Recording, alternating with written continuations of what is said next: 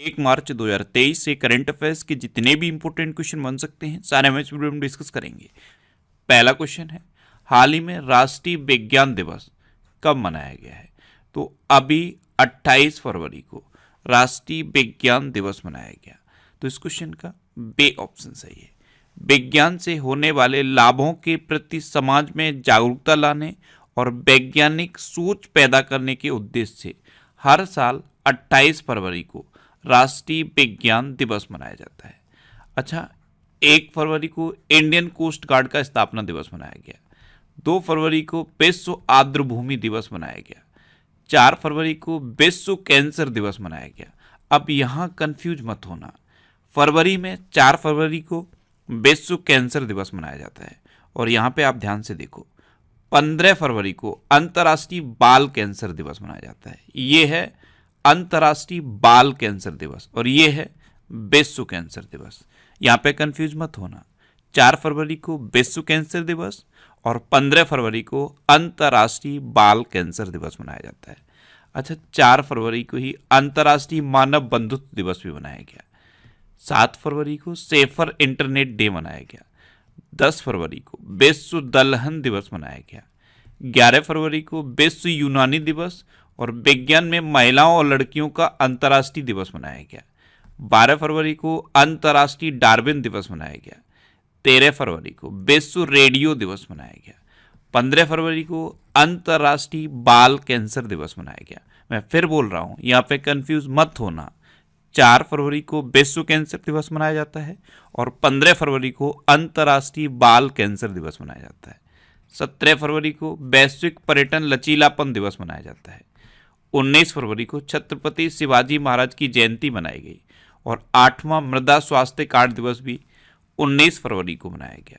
20 फरवरी को पराक्रम दिवस मनाया गया और विश्व सामाजिक न्याय दिवस मनाया गया। 21 फरवरी को अंतर्राष्ट्रीय मातृभाषा दिवस मनाया गया। 22 फरवरी को विश्व चिंतन दिवस और विश्व स्काउट दिवस मनाया गया। 24 फरवरी को केंद्रीय उत्पाद शुल्क दिवस मनाया गया। 27 फरवरी को विश्व एनजीओ दिवस मनाया गया और मराठी भाषा गौरव दिवस भी मनाया गया। तो फरवरी मंथ में अब तक इतने इंपॉर्टेंट डे मनाए गए। पूरे फरवरी मंथ के इंपॉर्टेंट डे यहाँ पे लिखे हुए हैं, इनको आप रिवाइज कर लीजिए और जहाँ जहाँ आपको कन्फ्यूजन हो सकता है उनको आप स्पेशली नोट करिए। इस तरह से ये इंपॉर्टेंट डे आपको याद हो जाएंगे। नेक्स्ट क्वेश्चन है, हाल ही में महिला T20 वर्ल्ड कप में सर्वाधिक विकेट लेने वाली खिलाड़ी कौन बनी है? तो शबनम इस्माइल ये महिला T20 वर्ल्ड कप में सबसे अधिक विकेट लेने वाली खिलाड़ी बनी है। तो इस क्वेश्चन का सी ऑप्शन सही है। इन्होंने 32 मैचों में 43 विकेट लेकर ये रिकॉर्ड बनाया है और इन्होंने एक और रिकॉर्ड बनाया है। अच्छा, पहले आप इनको इमेज में देखिए, ये हैं साउथ अफ्रीका की महिला क्रिकेटर शबनम इस्माइल और इन्होंने एक और कौन सा रिकॉर्ड बनाया है? इन्होंने सबसे तेज गेंद फेंकने का रिकॉर्ड बनाया है। सबसे तेज गेंद फेंकने वाली महिला क्रिकेटर बन गई हैं शबनम इस्माइल। सबसे तेज फेंकी है तो कितनी?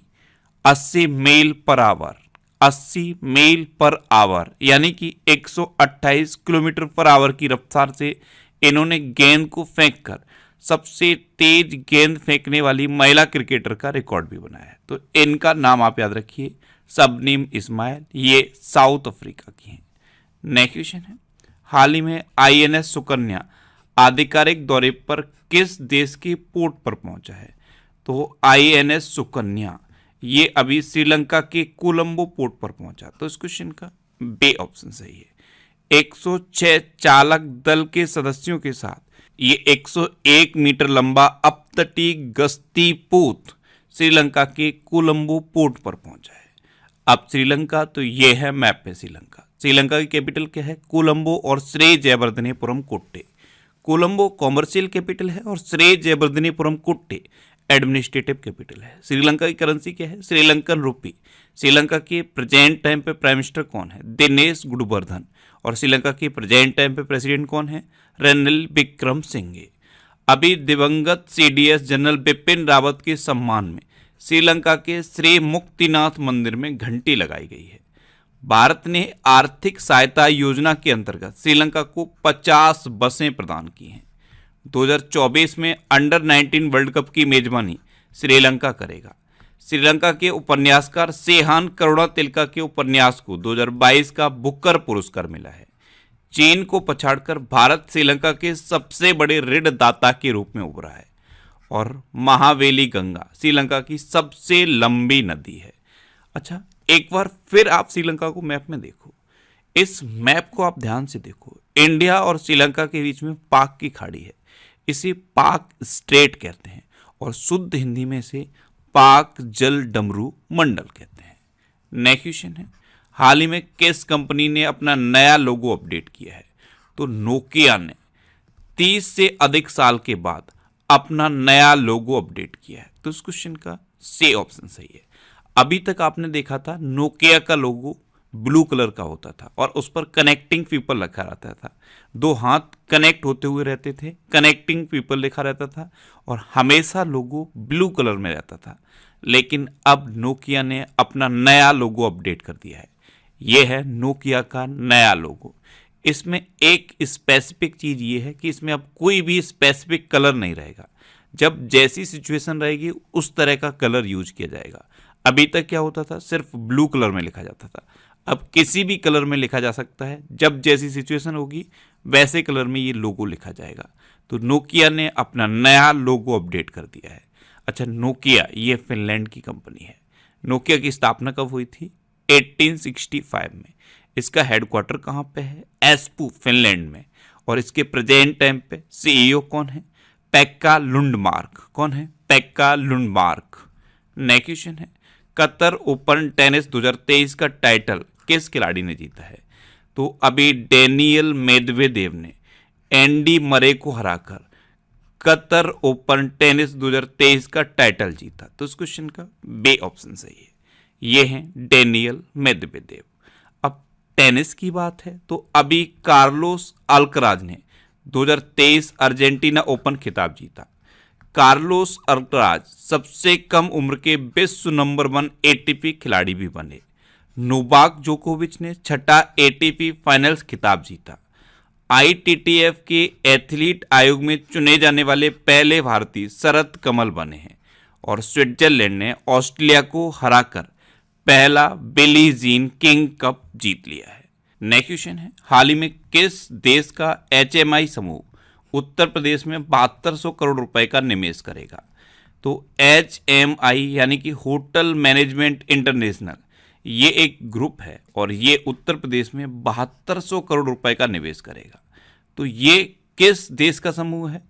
एचएमआई ये जापान का एक ग्रुप है और ये अब उत्तर प्रदेश में 7200 करोड़ रुपए का निवेश करेगा। तो इस क्वेश्चन का ए ऑप्शन सही है।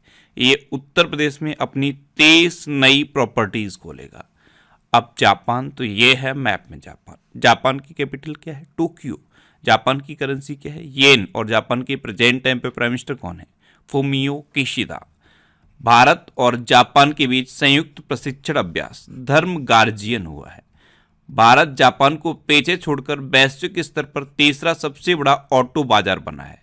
भारत और जापान के बीच संयुक्त अभ्यास वेर गार्जियन 2023 भी संपन्न हुआ है और मालाबार एक्साइज 2022 जापान में हुई।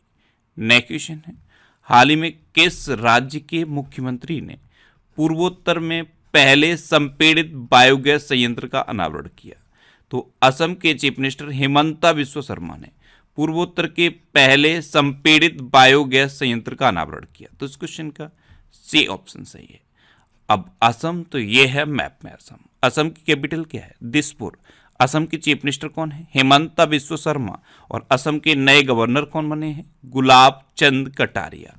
अच्छा, असम का नया डीजीपी ज्ञानेंद्र प्रताप सिंह को नियुक्त किया गया। असम सरकार ने मटियावाग हवा महल का अधिग्रहण किया है। असम के मंत्रिमंडल ने सफाई कर्मचारी आयोग बनाने के लिए विधेयक को मंजूरी दी। और पूर्वोत्तर के पहले यूनानी चिकित्सा क्षेत्रीय केंद्र का उद्घाटन असम के सिलचर में किया गया। असम के मुख्यमंत्री ने बाजरा मिशन की शुरुआत भी की है।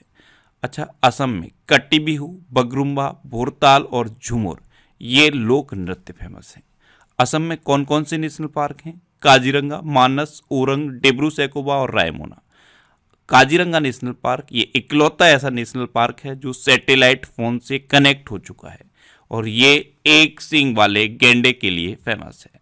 नेक्स्ट क्वेश्चन है, हाल ही में किस देश में आयोजित होने वाले अभ्यास कोबरा वॉरियर में इंडियन एयरफोर्स भाग लेगी?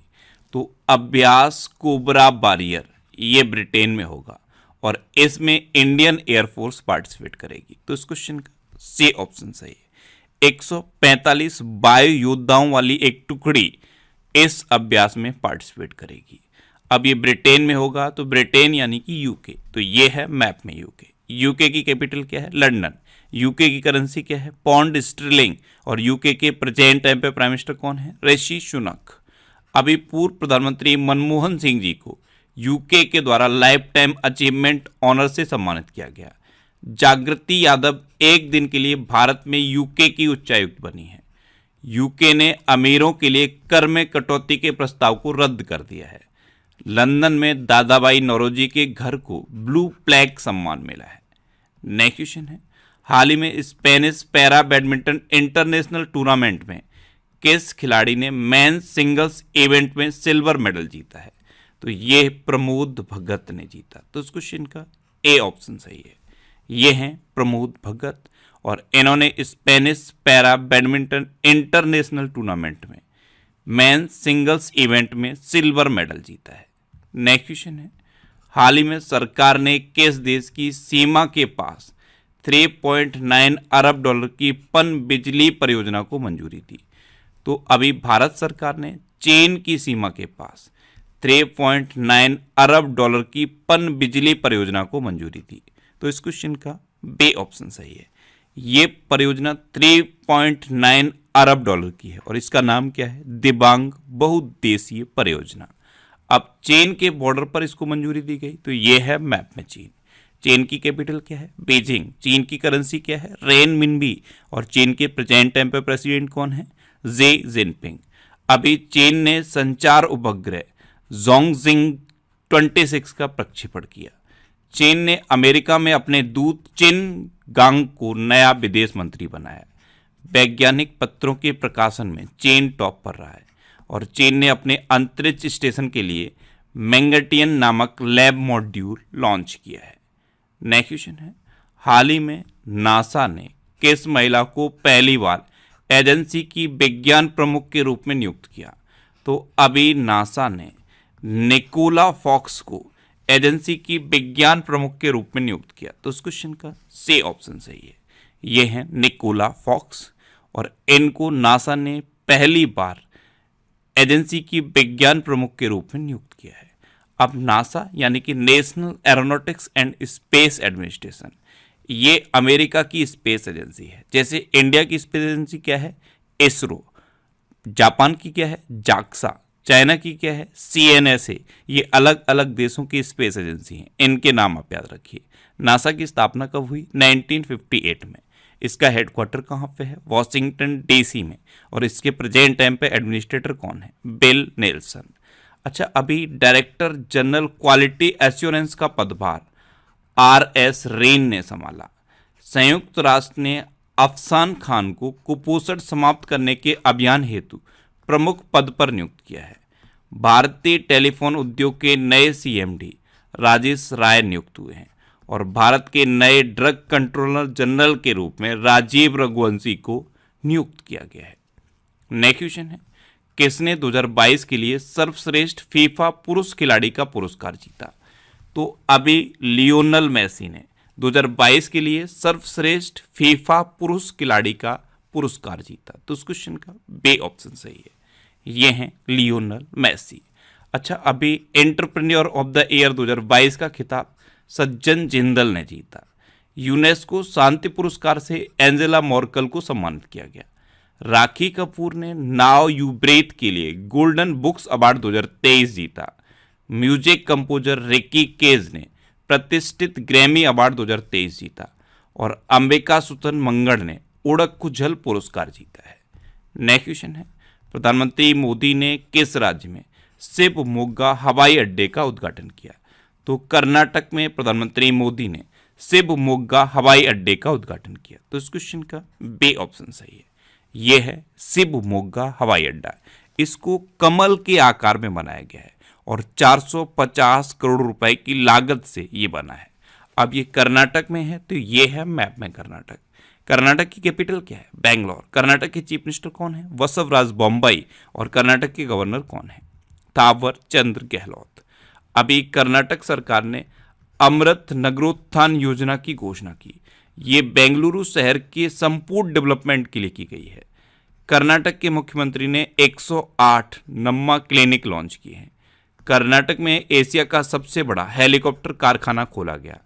आधुनिक सिंचाई प्रणाली वाली नारायणपुर लेफ्ट नहर बैंक नहर का उद्घाटन कर्नाटक में किया गया। और केंद्र ने कर्नाटक में कलासा बंडूरी परियोजना को मंजूरी दी है। कर्नाटक की 2 डांस फेमस हैं, यक्षगढ़ और डोलू कुनीता। कर्नाटक में कौन कौन से नेशनल पार्क हैं? बांदीपुर, अंसी, नगरहोल, बनरकट्टा और कुद्रेमुखा नेशनल पार्क। ये कर्नाटक के इंपोर्टेंट नेशनल पार्क हैं। नेक्स्ट क्वेश्चन है, हाल ही में पेप्सी ने कैसे अपना नया ब्रांड एम्बेसडर बनाया है? तो पेप्सी ने अभी रणवीर सिंह को अपना नया ब्रांड एम्बेसडर बनाया। तो इस क्वेश्चन का ए ऑप्शन सही है। ये हैं रणवीर सिंह और इनको अब पेप्सी ने अपना नया ब्रांड एम्बेसडर बना दिया है। अच्छा, कई बार आपको मैंने बताया कि ये कंपनियां अपना ब्रांड एम्बेसडर बनाती ही क्यों हैं? तो कंपनियां अपने मेनली एडवर्टाइजमेंट के लिए ब्रांड एम्बेसडर बनाती हैं और ये ऐसे व्यक्ति को ब्रांड एम्बेसडर बनाती हैं जिसकी पब्लिक रीच ज़्यादा होती है। जनरली आपने देखा होगा सेलिब्रिटीज़ को कंपनी अपना ब्रांड एम्बेसडर बनाती हैं क्योंकि सेलिब्रिटीज़ की डायरेक्ट लोगों तक पहुंच होती है। वो जिस चीज़ को यूज करेंगे पब्लिक भी उसी चीज़ से इन्फ्लुएंस होती है और उसको यूज करती है। इसलिए कंपनियां सेलिब्रिटीज़ को अपना ब्रांड एम्बेसडर बनाती हैं। अच्छा, अभी यूनिसेफ इंडिया के बाल अधिकारों के एम्बेसडर आयुष्मान खुराना बने हैं। मिंत्रा ने रणबीर कपूर को अपना ब्रांड एम्बेसडर नियुक्त किया। प्यूमा इंडिया ने हरमनप्रीत कौर को अपना ब्रांड एम्बेसडर बनाया और राष्ट्रीय खनिज विकास निगम ने निगत जरीन को अपना ब्रांड एम्बेसडर बनाया है। नेक्स्ट क्वेश्चन है, हाल ही में केंद्रीय मंत्री पुरुषोत्तम रूपाला ने कहाँ ग्रैंड स्टार्टअप कॉन्क्लेव का उद्घाटन किया? तो अभी हैदराबाद में केंद्रीय मंत्री पुरुषोत्तम रूपाला ने ग्रैंड स्टार्टअप कॉन्क्लेव का उद्घाटन किया। तो इस क्वेश्चन का सी ऑप्शन सही है। केंद्रीय मत्स्य पालन, पशुपालन और डेयरी मंत्री हैं पुरुषोत्तम रूपाला। इन्होंने ही हैदराबाद में ग्रैंड स्टार्टअप कॉन्क्लेव का उद्घाटन किया है। और अगर अभी तक भी आपने हमारे इस चैनल को सब्सक्राइब नहीं किया है तो इसे आप सब्सक्राइब जरूर कर लीजिए। आपको इस चैनल से निश्चित ही मदद मिलेगी। जब भी आप इसे सब्सक्राइब करेंगे तो बराबर में एक बेल आइकन बन के आएगा, आप उस बेल आइकन पर जरूर क्लिक कर लें जिससे कि आपको डेली मॉर्निंग में करंट अफेयर्स की वीडियो मिलती रहे।